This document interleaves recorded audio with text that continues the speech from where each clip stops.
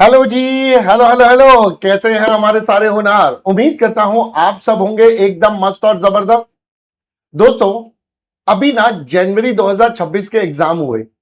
इस एग्जाम में बहुत सारी चीजें निकल कर आई। सोशल मीडिया पर एक बहुत ज्यादा ट्रेंड चल गया, सोशल मीडिया पर एक बहुत ज्यादा न्यूज सर्कुलेट हुई कि आईसीआई ने हमारे पास नेगेटिव मार्किंग करी है।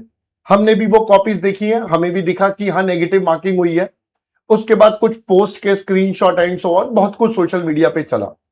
मैं उस रिगार्डिंग सिर्फ इतनी सी बात बोलूंगा, भाई अगर नेगेटिव मार्किंग है तो मेरे हिसाब से आईसीआई शुड गिव क्लैरिटी। उनको बेटा एडवांस में बता देना चाहिए कि भाई बच्चे को किन बातों का ध्यान रखना है। अगर वो छोटी बेसिक बातें भी है तो at least every student should know, so that बेटा उनका अटेम्प्ट, उनके मार्क्स, उनकी एग्जाम्शन बहुत मैटर करते हैं। तो मेरी तो बस इतनी रिक्वेस्ट रहेगी आईसीआई से कि भैया जो भी आपके पास है, जो भी आप अगर करना चाह रहे हैं, तो प्लीज एक बार स्टूडेंट्स को जरूर कंफर्म करें कि भाई ये वाले पॉइंट्स पर अपन नेगेटिव मार्किंग देंगे, या फॉर्मेट नहीं है या जो भी है, ठीक है। बट दोस्तों, काउंटर पार्ट ऐसा भी है कि बहुत सारे बच्चों के बहुत सारे मार्क्स भी आए थे। जैसे कॉस्टिंग के अंदर हमारे पास सबसे हाईएस्ट मार्क्स थे 90 मार्क्स। अब मैं आज आपको उस बच्चे की भी आंसर कॉपी दिखा रहा हूं, तो दैट आप बच्चों को क्लैरिटी आए कि यार प्रेजेंटेशन को कैसे हैंडल करना है, एग्जाम में कैसे काम करना है। तो मैं आपको ये वाली मार्कशीट भी दिखा रहा हूं, सो दैट आप अपने अगले एग्जाम के लिए बिल्कुल बेटा तैयार रहें कि यार आपको किस तरीके से प्रेजेंटेशन करनी है। तो फिलहाल मैं आपको कॉस्टिंग की मार्कशीट यहां पर दिखा रहा हूं, पूरा का पूरा पेपर। ऑलराइट, तो हियर इट इज। इस बच्चे के हैं 90 मार्क्स, जिसमें से आपको यहां दिख रहा होगा 70 आउट ऑफ 60 इसके डिस्क्रिप्टिव में है, तो ऑब्वियसली 30 आउट ऑफ 30 इसके एमसीक्यू पार्ट में है। मैं डिस्क्रिप्टिव पार्ट की बात करूं तो ये देखिए बेटा, इसके पास ये रहा इसका एमसीक्यू वाला पार्ट जो इसने मार्क करे थे। फिलहाल बेटा अगर मैं डिस्क्रिप्टिव पार्ट की बात करूं तो सबसे पहले तो आपको टिक करके आना पड़ता है आपने कौन कौन से क्वेश्चन नंबर करे हैं। जैसे यहां पर इसने 1 से लेकर 5 तक के सारे पार्ट करे हैं न्यूमेरिकल वाले। दोस्तों कई बार बच्चे ना पेपर के बाद ये सब बातें पूछते हैं, सर मैं भूल गया, मैंने ये कर दिया, मैंने वो कर दिया। बेटा उसका हमारे पास भी कोई आंसर नहीं होता। तो इसलिए ये बेसिक बातें हैं जो आपको दिमाग में हमेशा रखनी चाहिए कि यार ये बेसिक पॉइंट्स है जिस पे काम करना है। तो ये इसने करा है। अब आप देखेंगे बेटा इसके आंसर शीट। देखिए मैं हमेशा बोलता हूं क्वेश्चन नंबर हमेशा सेंटर में लिखिए ताकि एग्जामिनर को बेटा बिल्कुल क्लियरली विजिबल हो। तो अगर आप देखेंगे इस बच्चे ने भी अपना क्वेश्चन नंबर 1A यहां पर सेंटर में लिख दिया। देन जब भी हम स्टेटमेंट बनाते हैं तो आई ऑलवेज से कि आप हेडिंग डालो बेटा। ये देखिए इसने लिखा स्टेटमेंट ऑफ नंबर जो भी इसके पास है, ठीक है। अब ABCD 4 इसने तो ऑल दो स्केल यूज करा, मैं कहता हूं स्केल नहीं भी करोगे तो भी चल जाता है बेटा, क्योंकि टाइम बचाना है तो ठीक है। जैसे ये वाली लाइन इसने बिना स्केल के करी है, तो स्टार्टिंग में एक दो जगह स्केल यूज होता है, बाद में तो हाथ से ही चल जाता है। अब आप देखिए नंबर ऑफ बॉक्सेस यूज का इसने पूरा स्टेटमेंट बनाया, input, loss, output and so on. अब देखिए स्टेप वाइज मार्किंग है। आप अगर देखेंगे 1A स्टेप 1 आपको 2 नंबर मिल गए, तो स्टेप वाइज मार्किंग हमारे पेपर में होती है। मैं बार बार बच्चों को ये बात क्लास में भी बताता हूं। आप देखेंगे इसकी कटिंग भी हो रही है, बट इस बच्चे ने कटिंग को भी थोड़ा मैनेज करके सही तरीके से लिखा ताकि एग्जामिनर जो पेपर चेकर है उसको पढ़ने में आ जाए। इस बच्चे का अगर आप थोड़ा ध्यान से देखेंगे, इस बच्चे ने अभी आंसर शीट जब मैंने देखी थी इसकी सबसे पहले, तो बेटा इसने अपने आंसर्स को बॉक्सेस में डाल दिया है कि फाइनल आंसर मेरा बॉक्स में आराम से क्लियरली विजिबल हो जाए। ये देखिए बेटा सेकंड पार्ट इसने करा, ये पूरी कैलकुलेशन इसने करी है। ये देखिए आप, जैसे ही आंसर आया इसने लास्ट में एक बॉक्स बना दिया कि भाई मेरा फाइनल आंसर है। कोई कैलकुलेशन लिख रहा है तो कॉन्सेप्ट लिखना है। यही हम बार बार बोलते हैं कि एक बार आपको कॉन्सेप्ट जरूर लिखना है। कॉन्सेप्ट बोल दो, फॉर्मूला बोल दो, या कैलकुलेशन का तरीका बोल दो, अभी और भी चीजें दिखाएंगे। देन अब जब इसने एक बार निकाला, फिर ये दूसरी बार, फिर एलोकेशन दोबारा से परसेंटेज प्रॉपर टेबल बनाकर स्टेप मिल गया। तो 1A में इसको पूरे के पूरे 5 मार्क्स मिल गए, दैट्स ऑल, काम खत्म। देन बेटा अगर आप देखेंगे फिर 1B स्टार्ट हुआ। 1B में भी कटिंग हो रही है, कोई दिक्कत नहीं है, पेपर है बेटा, नॉर्मल है, कटिंग होंगी, ऐसा नहीं है कि आप बिना कटिंग के काम कर लेंगे। तो कटिंग हो रही है, कोई बात नहीं है।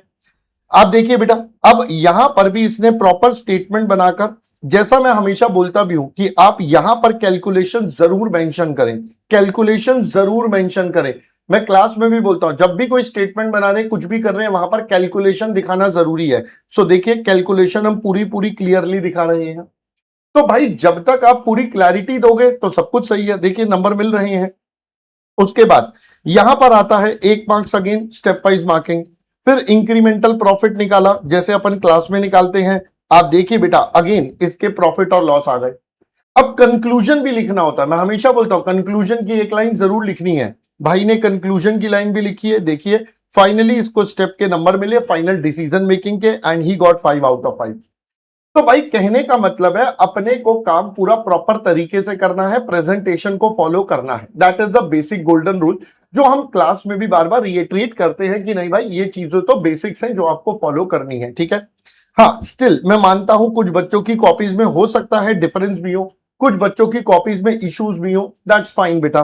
बट अभी फिलहाल मैं तो आपको यह बता सकता हूं आने वाले स्टूडेंट्स को कि क्या इंपॉर्टेंट है, किस बेसिस पर आपको अपना पेपर करना चाहिए।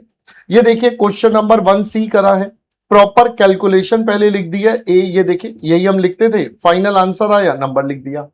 मैं तो इनफैक्ट ये भी बोलता हूं जब आप ये AHR लिख रहे हैं तो एक बार इसका कॉमन में जरूर नाम लिख दें कि AH का मतलब क्या है, बाकी सबका मतलब क्या है।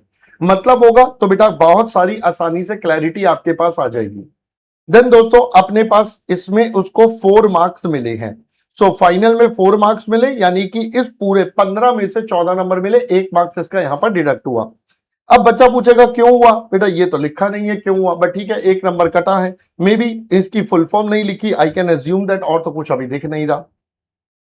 इसके बाद आते हैं सेकंड का है। अब ये देखिए कॉस्ट शीट का क्वेश्चन आ गया हमारे पास। कॉस्ट शीट में इसने बेटा पूरा पूरा लिखा है, मैं हमेशा बोलता हूं पूरा वर्ड लिखें। आप जब पेपर में करते हैं तो एक ही बार करते हैं, क्लास में मल्टीपल क्वेश्चन करते हैं तो हम शॉर्ट में बोल देते हैं, बट देखिए पूरा पूरा लिखा है। जहां इसने कैलकुलेशन करी है वहां वर्किंग नोट भी बनाया है कि भाई मैंने ये कैलकुलेशन कैसे कैसे करी है।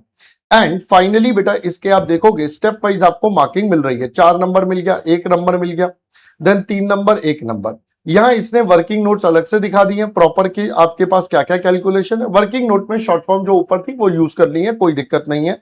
ये देखिए बेटा सारी की सारी कैलकुलेशन, 10 में से 9 नंबर भाई के अपने रेडी हो गए।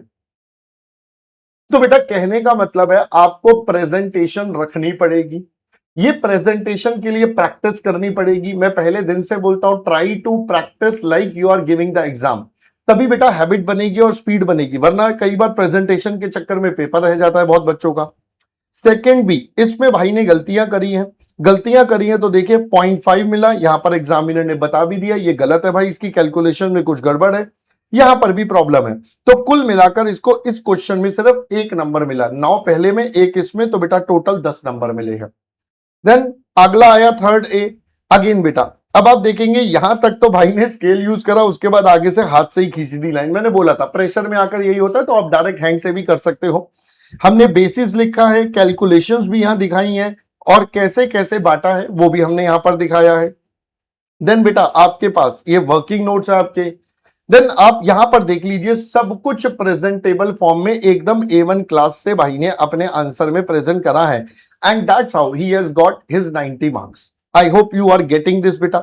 गलती हुई कोई बात नहीं है, दोबारा काट के लिख दिया ताकि आंसर को एग्जामिनर को बिल्कुल क्लैरिटी रहे कि भाई हाँ मेरा आंसर सही है ब्रो, है ना।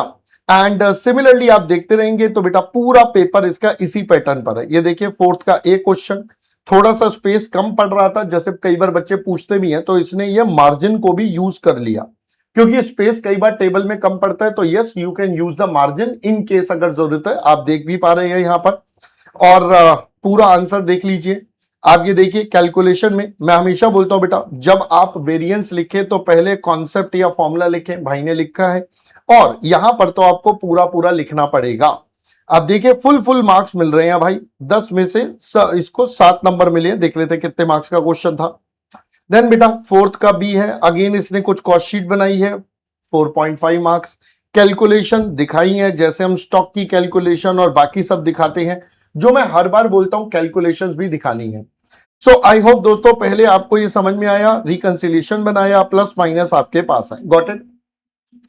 देन अगर आप देखेंगे इस भाई ने लास्ट क्वेश्चन फिफ्थ का ए करा, देन कटिंग्स हो रही हैं। आप देखिए बेटा कटिंग्स हो रही हैं, कोई दिक्कत नहीं है, बट प्रेजेंटेशन सही होना चाहिए, नंबर्स रीडेबल होने चाहिए। आप यहां पर देखेंगे प्रॉपर, अब देखिए लाइंस हाथ से चलना शुरू हो गई हैं क्योंकि लास्ट आ गया था पेपर का। तो this is what I always say, बेटा आप स्टार्टिंग से हैंड से बनाओगे तो भी चलेगा, बट प्रैक्टिस करो कि वो सीधी बने काफी हद तक, ठीक है। And this is your things 5 का बी करा, भाई ने गलत कर दिया, खुद ही काट दिया है, इसको लगा कि मैंने गलती करी है, काट दिया। फिर यहां पर पहले 5 का सी इसने पूरा का पूरा सॉल्व कर दिया, अपॉर्चुनिटी कॉस्ट वाला क्वेश्चन है, बेसिक सा। देन इसका भी यहां पर भी गलती है, एग्जामिनर ने इसके मार्क्स डिडक्ट कर दिए हैं। देन बच्चा एक्स्ट्रा शीट ली है भाई ने, ये एक्स्ट्रा शीट हमारे पास आ गई। एक्स्ट्रा शीट में कुछ कुछ गलतियां करी हैं इसने, अगेन 5B में जो पहले कट करा था दोबारा करा।